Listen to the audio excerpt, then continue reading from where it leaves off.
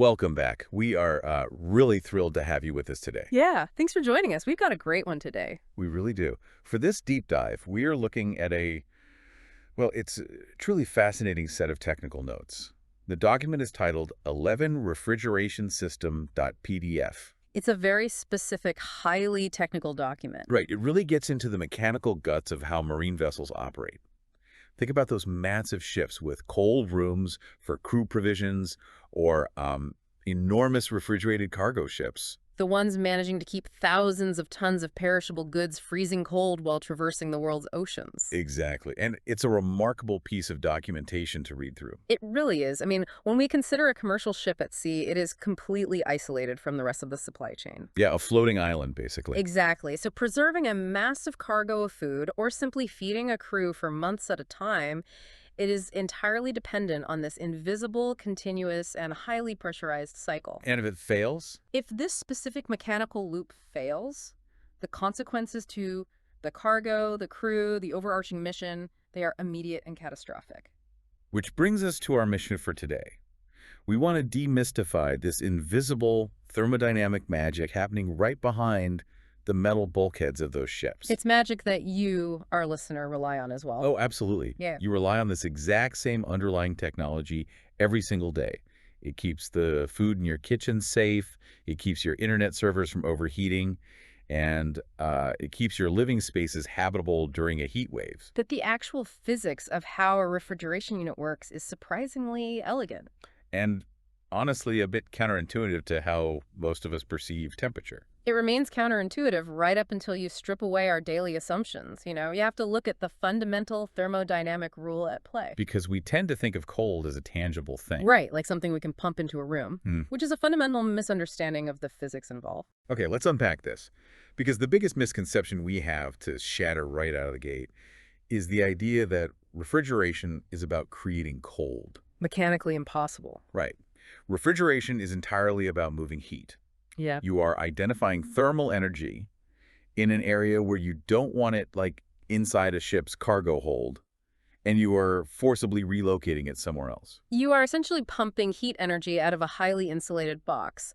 And to achieve that thermal relocation, we have to look at two incredibly fundamental principles of physics. The ones that drive the entire process. Yes. These two rules act as the engine for all modern cooling technology.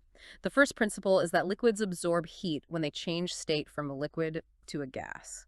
Like boiling water. Exactly like that. Yeah. And the second principle is the exact inverse.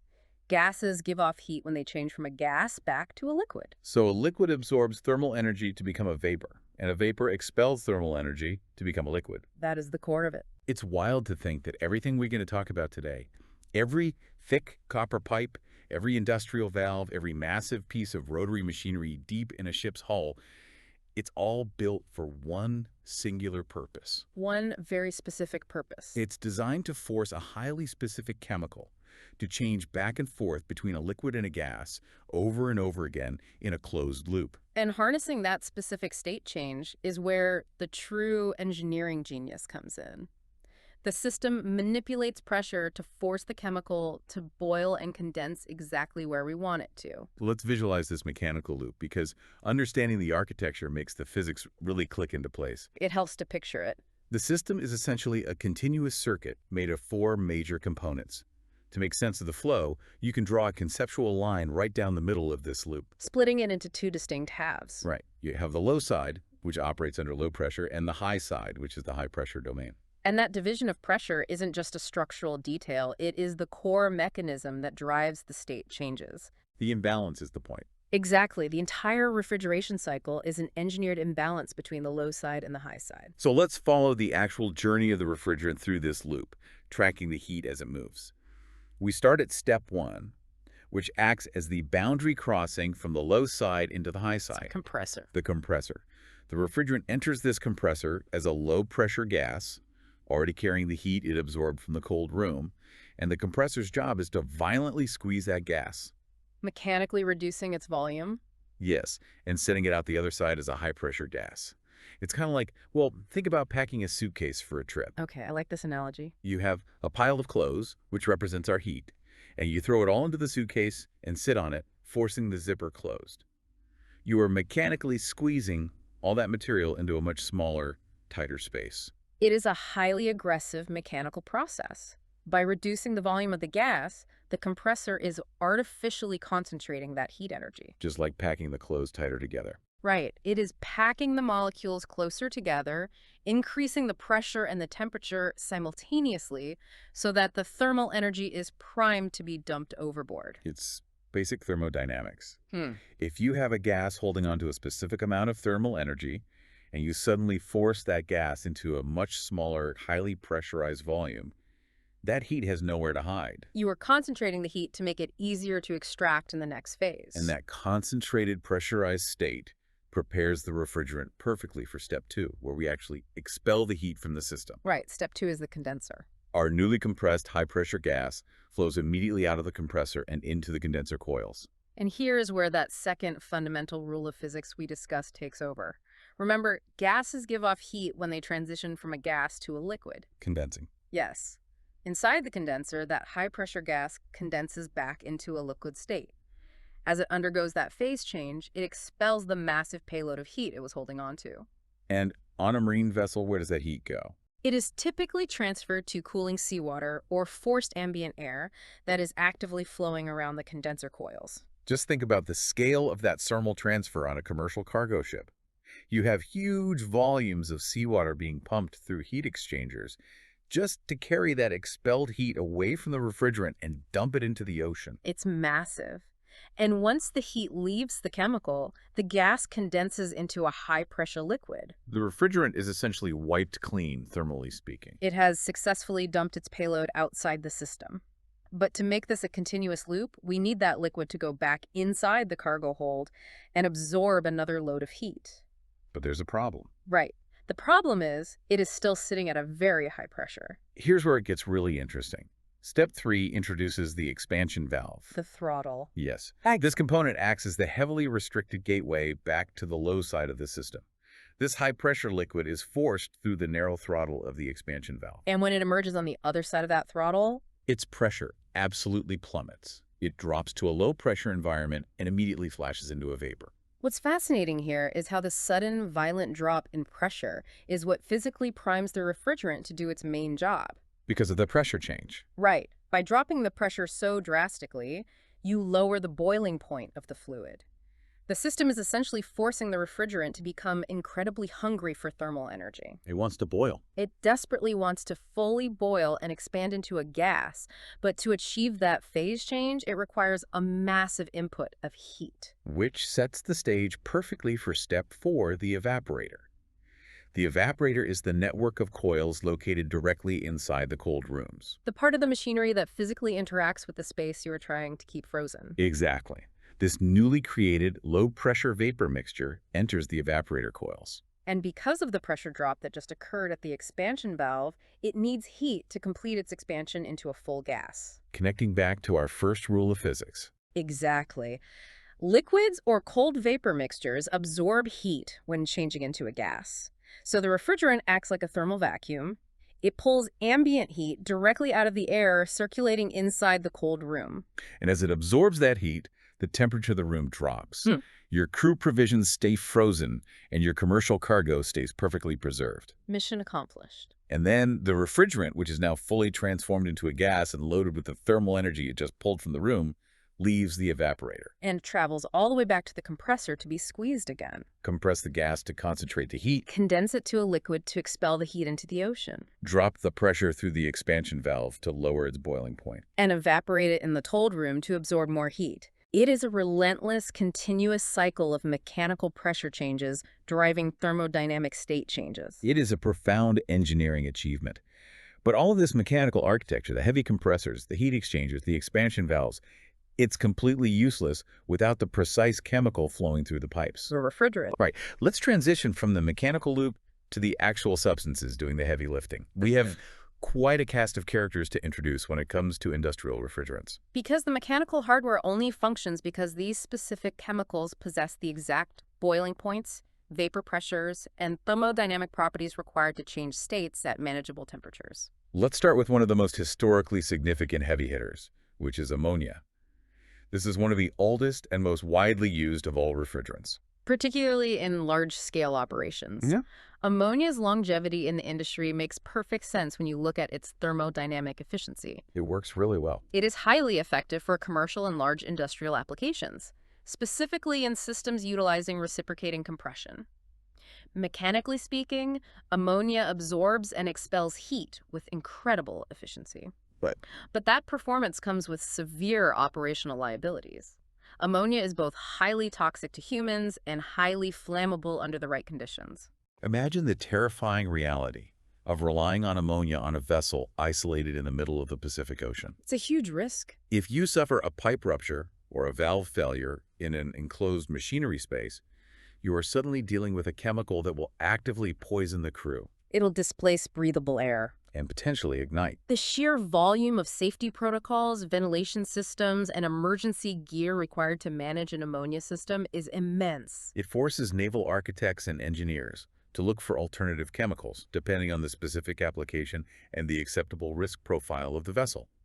Which brings us to a fascinating alternative: carbon dioxide or CO2. Right. CO2 is a colorless, odorless gas, and it is notably heavier than ambient air. The contrast between CO2 and ammonia is stark, particularly regarding safety. CO2 offers massive operational benefits because it is non-toxic and entirely non-flammable. So if a leak occurs, you don't face an immediate fire hazard or a cloud of corrosive poison. Exactly. However, because it is heavier than air, a massive leak in a ship's lower decks could pool and displace oxygen. Creating an asphyxiation hazard. Right. But its primary drawback isn't chemical, it's mechanical. CO2 requires extremely high operating pressures to function effectively within a standard refrigeration cycle. And that pressure requirement completely changes the physical build of the system. Your pipes have to be drastically thicker, Your compressor has to be heavily reinforced. and the wear and tear on every seal and valve is magnified by that extreme pressure. But despite the engineering burden of containing it, CO2 had a very specific, vital niche. Historically, it was the go-to choice for marine refrigeration, theater air conditioning, and hotel cooling systems. When you look at those specific applications, the choice is entirely logical. If you are responsible for cooling a theater packed with hundreds of people or a luxury hotel. A toxic ammonia leak is an unacceptable risk. Exactly. Engineers willingly accepted the mechanical challenge of building high-pressure, heavy-duty machinery to guarantee the safety of the public. It is a constant trade-off between mechanical efficiency and human safety. But the industry eventually found what seemed to be the ultimate solution. Freon refrigerants. Yes. These chemicals use ethane and methane as their chemical bases, and they quickly became the absolute standard across global infrastructure. Utilized in both reciprocating and rotary compressors, Freon completely revolutionized the cooling industry. It was the magic bullet. It really provided the elusive sweet spot engineers had been hunting for. It wasn't toxic or flammable like ammonia. And it didn't require the punishing, equipment-destroying operating pressures of CO2. It allowed manufacturers to build smaller, safer, and incredibly efficient cooling systems for everything from massive container ships to residential homes. So what does this all mean? Did humanity solve the refrigeration problem permanently? Well, not exactly. Right. And this is where the narrative takes a sharp pivot into environmental data from the notes. Freon was undeniably a mechanical miracle, but it proved to be a slow-motion environmental catastrophe. The industry was forced into a massive shift. Let's look at one of the most notorious offenders detailed in the text, R11. R11 perfectly encapsulates the danger of solving an immediate engineering problem while remaining blind to long-term atmospheric consequences. It's a CFC, right? Yes, R11 is a single chlorofluorocarbon, commonly known as a CFC. Its chemical profile is highly problematic. It contains a high chlorine content. It possesses a very high ozone depletion potential, or ODP, and it has a high global warming potential, or GWP. It is an atmospheric triple threat.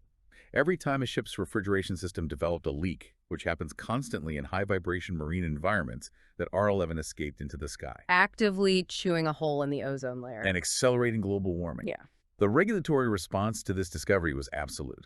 The use and manufacture of R11, along with similar CFC refrigerants, is now completely banned within the European Union. A total ban. And regulators didn't just ban the manufacturing of new R11 systems, they banned its use even for servicing existing units. The logistical nightmare of that servicing ban cannot be overstated. You have thousands of massive commercial ships built with heavy machinery designed exclusively to compress and expand R11. And suddenly, the only chemical that makes those multi-million-dollar systems function is entirely outlawed. It creates a global fleet of stranded assets. It forced shipping companies into incredibly expensive retrofits or system replacements just to comply with international law. But you can't just mandate a global overhaul overnight without collapsing the supply chain. Right, which leads to the regulatory transition phase. The industry turned to chemicals like R22 to bridge the gap.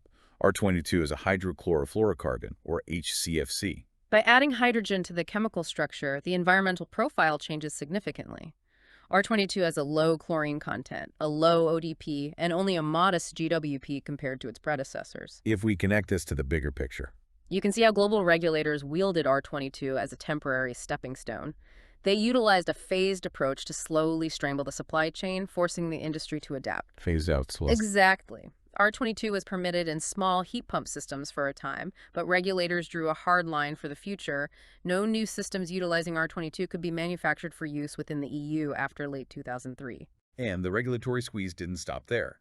By the year 2010, the manufacturing of new R22 chemical stock stopped entirely. So from 2010 onward, if you operated a ship with an older R22 system, the only way you could legally service a leak was by hunting down recycled or saved stocks of the chemical. It is a textbook example of regulators using supply scarcity to force an entire global industry to evolve. They squeezed the availability of the transitional chemical just enough to demand the adoption of safer standards. While moving slowly enough to ensure the global transport of perishable goods didn't grind to a halt. Exactly. Which finally brings us to the modern era of commercial cooling. After moving away from the highly destructive CFCs and phasing out the transitional HCFCs, the industry arrived at the refrigerants currently free from restrictions. The modern chemical workhorses powering today's systems. Right. The notes list them out as R134A, R407C, R410AA, and R417A. These modern blends represent decades of painstaking chemical engineering. Finding a viable modern refrigerant is an incredibly complex balancing act. The chemical must evaporate and condense at manageable pressures to keep the mechanical equipment from failing. It must remain non-toxic and non-flammable to protect the crew deep in the ship's hull. And it must possess a highly scrutinized environmental profile to avoid the sweeping bans that eradicated the CFCs. The history of marine refrigeration is essentially humanity trading one existential risk for another. We moved from the immediate, localized threat of a toxic ammonia leak killing a crew to the invisible atmospheric threat of CFCs degrading the ozone layer. to today's highly engineered compromises that attempt to balance human safety, mechanical efficiency, and environmental preservation. It truly is a delicate thermodynamic dance. You have the heavy compressors violently driving the pressure up, The massive condensers expelling the concentrated heat into the ocean, the expansion valves aggressively dropping the pressure. and the evaporators soaking up the thermal energy from inside the cargo holds. It is a relentless, continuous cycle of phase changes, fundamentally dependent on carefully selected and heavily regulated chemicals. It fundamentally changes how you perceive the humming sound coming from your own refrigerator, doesn't it? You aren't just listening to a box making cold air. You are listening to a dedicated, pressurized heat relocation machine. Executing a complex thermodynamic cycle to forcibly strip thermal energy out of your groceries. This raises an important question for us to consider as we look toward the future. Okay. We have spent over a century refining the specific chemicals that flow through these pressurized pipes, constantly reacting to the environmental damage those chemicals cause. But looking at how drastically this technology has been forced to evolve, what might the next generation of industrial cooling look like if humanity eventually moves away from chemical refrigerants altogether? That's a great point. What mechanical innovations will replace the compressor and the expansion valve if we no longer rely on forcing a fluid to change state? It is a fascinating engineering frontier. That is a phenomenal question to end on. A huge thank you to you, our listener, for joining us on this deep dive into the hidden thermodynamic architecture of commercial refrigeration. We hope this exploration changes your perspective the next time you hear your AC unit kick on. Or open a freezer door. You aren't feeling the presence of cold. You are feeling the aggressive mechanical removal of heat. Keep questioning the invisible systems around you, and we'll see you next time.